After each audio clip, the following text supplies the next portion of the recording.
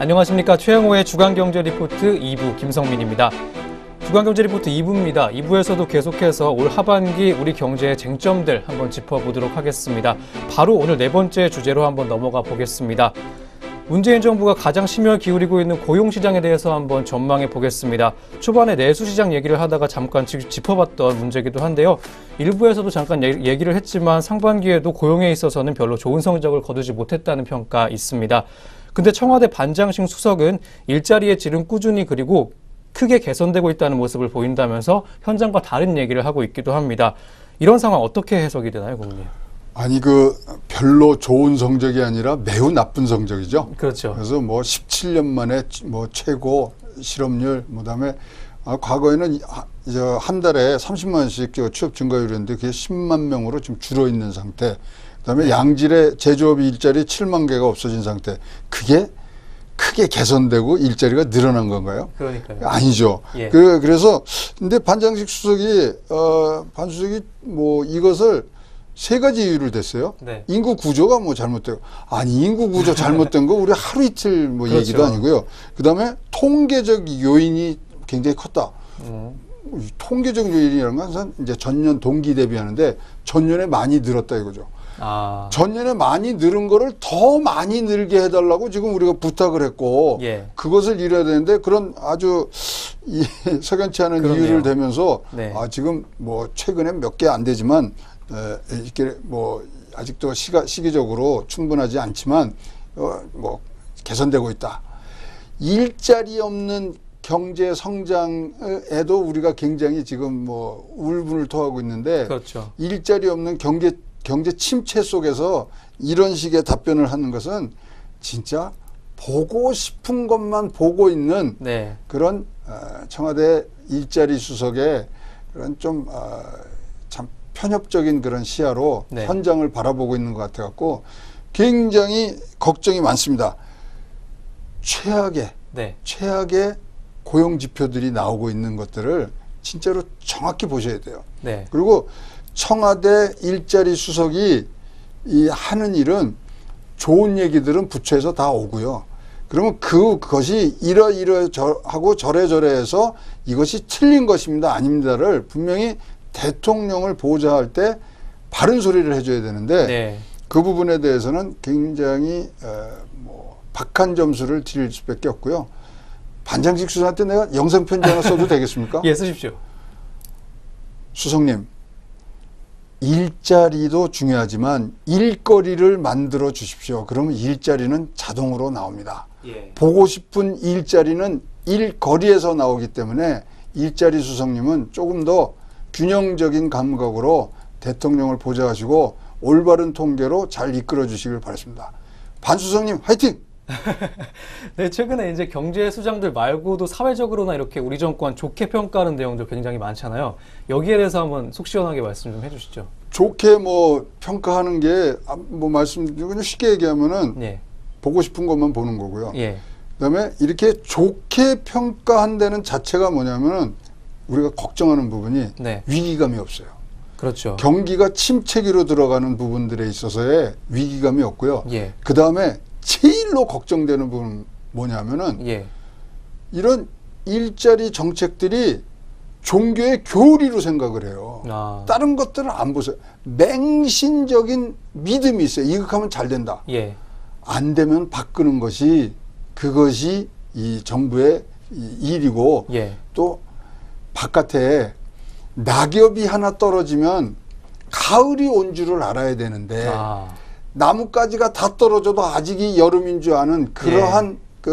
위기의식이 없고 이런 예지력이 없는 상태에서는 국민들을 다 지금 수렁터리로 지금 몰고 갈 수밖에 없는 겁니다. 네. 그래서 진짜로 정신 차리시고 다시 한번 우리가 있는 상황, 우리가 처한 상황, 왜 그랬는지 네. 세밀히 좀 현장의 얘기를 좀 들으셨으면 좋겠어요. 네. 안 들으시는데 아니 진짜로 맹목적으로 믿는 이 종교인들 옆에서 다른 얘기하면 안 믿잖아요. 그렇죠. 그거하고 지금 크게 뭐 다를 바가 없다는 생각들이 들기 때문에 예. 진짜 국민을 위해서 일하시는 거지 하나의 정권을 위해서 일한다고 생각하시는 것들은 집에다 좀 놔두고 출근하시면 좋겠습니다. 예. 자성의 목소리가 좀 필요한 때인 것 같습니다. 정부의 정책적 지원 강화에도 불구하고 고용시장 개선 눈에 띄게 보이지 않고 있습니다. 이유가 뭘까요, 고문님? 그건 뭐 그냥 눈에 우리 같은 사람들한테는 눈에 보이죠. 자, 일자리 정책 지원 많은데 일자리 안 늘어. 아, 고용 비용이 증가했구나. 아니, 고용 비용이 증가하는데 뭐 재정을 받더라도 그거 갖고 안 되는 거죠. 그렇죠. 그리고 그 재정 지원이라는 게 영속적인 게 아니고 한시적이잖아요. 그래서 네. 일단 고용 비용이 증가되는 부분, 최저임금, 근로시간 단축 등등의 고용 비용이 있고요. 네. 그다음에 산업 구조 조정이라는 그런 뭐 조금 악화 요인이 분명히 존재를 합니다. 네. 지금 뭐 군산 등등의 여러 가지 부분들이 있는데 이것을 다른 말로 하면 산업 경쟁력들이 지금 굉장히 약화되고 있는, 그렇죠. 즉 근본적인 체질 개선이 필요한 거죠. 네. 그래서 지금은 사실 항생제, 그다음에 아픈데 그냥 파스 바르는 그런 처방으로는 안 되고요. 몸의 체질을 바꾸는 개혁, 그것이 균형되게 갈 때 네. 수요도 늘고 공급도 늘고 선순환의 그런 구조가 간다고 생각을 합니다. 네. 하반기에는 또 최저임금이나 근로시간 단축 이런 것처럼 고용시장의 제도적 변화가 한꺼번에 일어날 것으로 보이는데요. 실질적 효과 기대할 수 있을까요, 고문님? 지금 3개월 연속 좀 10만 명 미만의 취업 증가율을 보이고 있는데, 네. 그것을 진짜로 뱃머리를 돌리려고 그러면 획기적인 조치가 나와야 되고요. 그렇죠. 자, 3개월 된다면 아까도 말씀드린 이제 6개월 정도의 이런 지수들이 나빠지는 게 축적이 되면 그건 경기 침체기에 들어간다는 신호거든요. 그러면 3개월 동안 하고 4개월째 지금 뭐 좀 더 뽑는다. 그런 이 희망과 기대에 섞인 얘기, 그다음에 뭐 공무원 일자리가 더 많아졌다 등등이 아니라 네. 전체 큰 이 배 흐름을 이제 돌리는 방향으로 가야 되는데요. 지금 답답한 게 바깥에 비가 내리면은 네. 우리가 날씨가 나쁘다 그러잖아요. 네. 기후가 바뀐지를 몰라요. 우리나라 지금 가끔 소나기 많이 오잖아요. 옛날엔 그렇게 뭐 더울 때 소나기 잘 안 오고 뭐 그러던 날씨가 더우면 소나기, 그게 아열대 기후로 바뀌었는데 우리는 바깥에 비가 온다고 날씨가 나쁜 탓만 하거든요. 기후가 바뀐 것들을 알아서 이게 방향을 돌려줘야 되는 부분들에 좀 얘기들을 좀 들으시면 어떨까 싶습니다. 예. 고용 문제가 현 정부에도 참 큰 고민거리일 것 같습니다. 올해 제도적인 변화가 많이 예정된 만큼 좋은 방향으로 좀 개선이 됐으면 좋겠습니다. 네 번째 주제까지는 대내적 이슈에 대해서 한번 살펴봤는데요. 5번째부터는 글로벌 경제로 시선을 한번 돌려보겠습니다. 가장 눈길이 가는 분야는 역시 미국 달러화의 방향성일 것인데요. 국제 금융시장의 변동성의 근원이 되는 달러화는 우리 경제에 어떤 영향을 미칠지 한번 살펴보도록 하겠습니다. 미국 금리 인상의 속도와 폭이 이제 글로벌 경제가 직면한 초미의 관심사인데요. 달러화의 방향성 어떻게 전망하십니까? 뭐 달러 강세로 지금 굉장히 지금 뭐 빨리 치고 나갑니다. 지금 세계적인 이제 뭐 경기 흐름을 봤을 때 달러 강세와 유가가 같이 상승할 때는요. 네. 이거는 진짜 미국의 경기의 확장 속도가 굉장히 빨라진다는 얘기를 하고 있거든요. 네. 근데 벌써 그런 조짐이 나타나지 않습니까? 네. 이렇게 되면 금리 인상의 폭과 인상 속도가 굉장히 빨라질 것 같아요. 뭐 작년 요맘때만 해도 뭐 금년에는 많으면 3번, 2번 정도 올렸는데 지금 뭐 4번 올리는 것이 거의 확정적으로 지금 얘기를 하고 있고 6월 달에 안 올릴 수가 없고요. 네. 그다음에 9월 달에 올리고 그다음에 11월 달에 미국에 이제 선거가 있거든요. 그래서 뛰어넘고 12월 달에 올려서 지금 속도를 맞춰주겠다는 거죠. 그러면 달러화는 강세로밖에 갈 수가 없습니다. 네. 그럼 달러 강세했을 때 가장 걱정되는 건 뭐죠?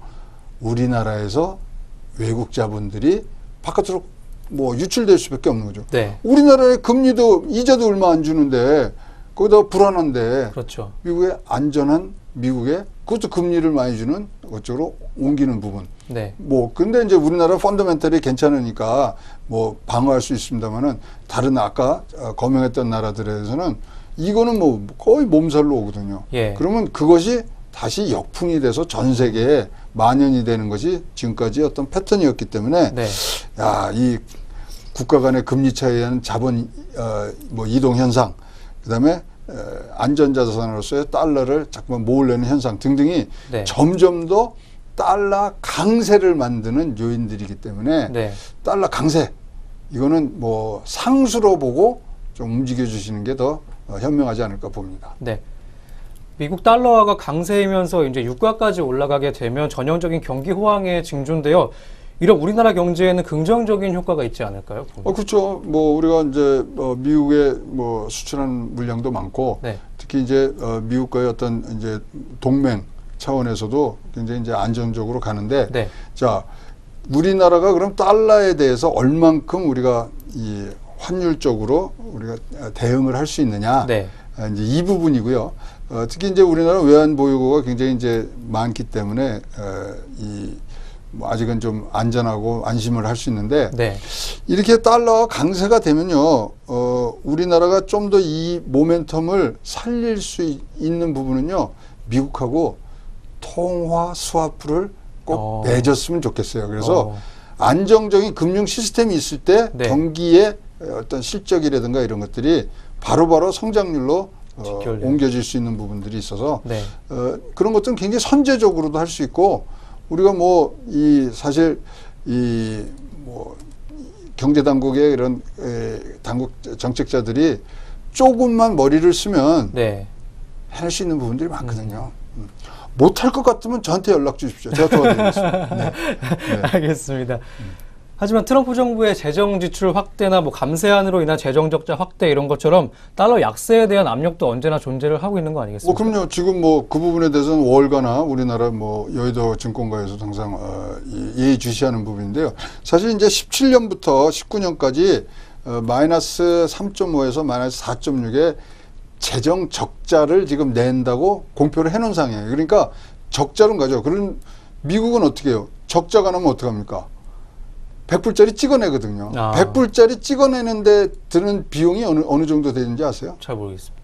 18점입니다. 18센트. 그러니까 99불 82전은 그냥 순이익으로 남는 거예요. 그 다음에 자기 나라 국채를 이제 팔잖아요. 네. 그럼 또 다시 그런 무역에 적자가 났던 분이 그걸 다 사갖고 들어오고 그런 부분들이 있어서 사실은 이제 달러의 강세 약세 부분이 많은데 지금 국가 부채, 미국의 국가 부채는 좀 올라가고 있는 상황입니다. 그래서 70% 초반에서 이제 트럼프 임기가 끝나는 2020년, 19년 이렇게 하면 79%, 80%까지 지금 상승할 거거든요. 네. 그것은 두 개 다 달러의 약세.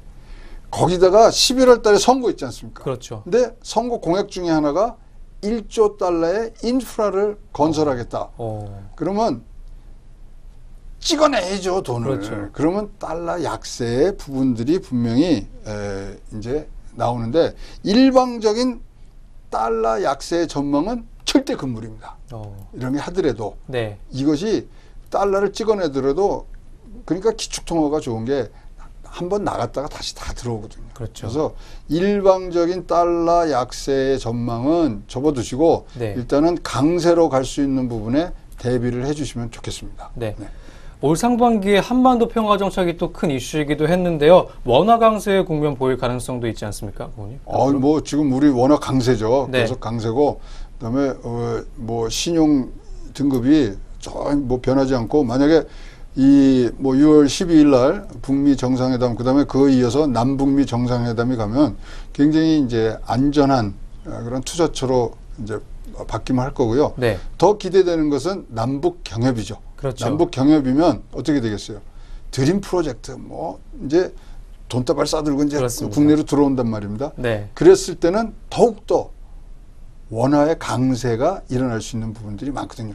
달러는 많이 들어오는데 우리나라는 한국 돈이 적다 그러면 원화는 강세가 되는 거기 때문에. 네. 그래서 원화 강세 국면이 있는데 자 우리가 미국하고만 장사를 하는 게 아니고 일본이나 유로화에 대한 이런 부분들도 생각을 해야 되기 때문에 뭐 원화 강세 국면 충분히 예측이 가능하기 때문에 네. 어떤 식으로 풀어야 될 것인가는 뭐 우리 정책 당국이 잘 알고요.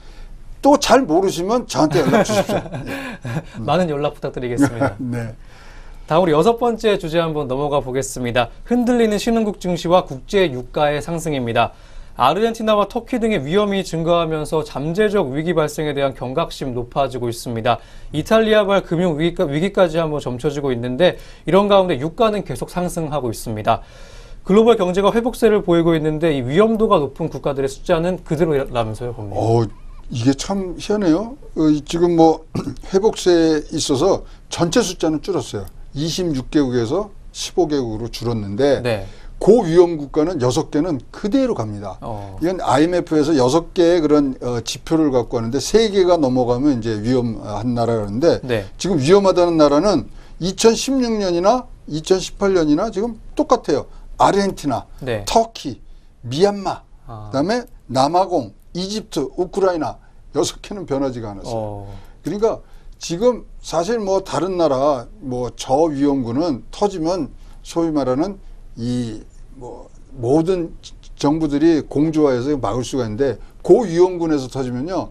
이거는 폭발력이 너무 세기 때문에 네. 막을 수가 없는데 그 숫자가 안 줄고 있어요. 그리고 아까 말씀드린 대로 전체적인 경제 성장률이 올라감에도 불구하고 지금 선진국들이 네.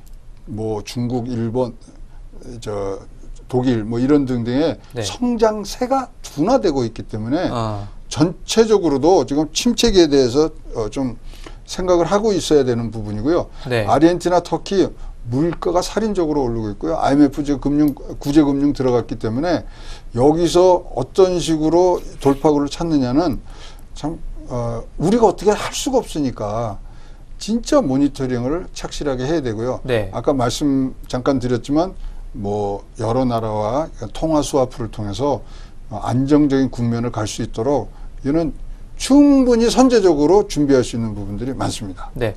그럼 자세히 한번 짚어주시죠. 아르헨티나와 터키에서는 현재 어떤 일들 일어나고 있는 건가요, 고객님? 물가가 네.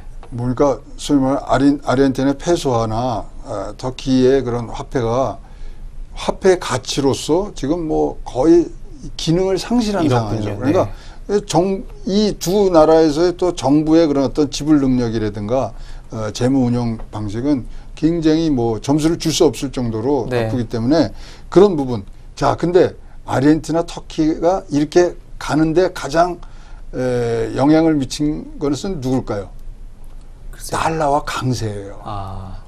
달러와 강세가 되니까 터키나 아르헨티나에 그런 투자됐던 달러화가 썰물 빠지듯이 그냥 쑥쑥쑥 빠지면서 그렇죠. 아주 그냥 이 쓰나미가 온 거죠. 그래서 사실 이게 굉장히 이제 전 세계 글로벌 경제가 굉장히 지금 뭐 한 지붕 밑에 있기 때문에 네. 이 부분 아르헨티나, 터키가 그랬다면 나머지 4개국은 더욱더 위험성에 가질 수가 있기 때문에 네. 달러와 강세 이거 반길 수도 없고 안 반길 수도 그렇네요. 없고 그런 상황입니다. 네. 네. 이탈리아에 대한 내용도 한번 봐야 될 것 같습니다. 이탈리아가 유로존에서 탈퇴하는 이탈렉시아 현실화 가능성이 있을까요?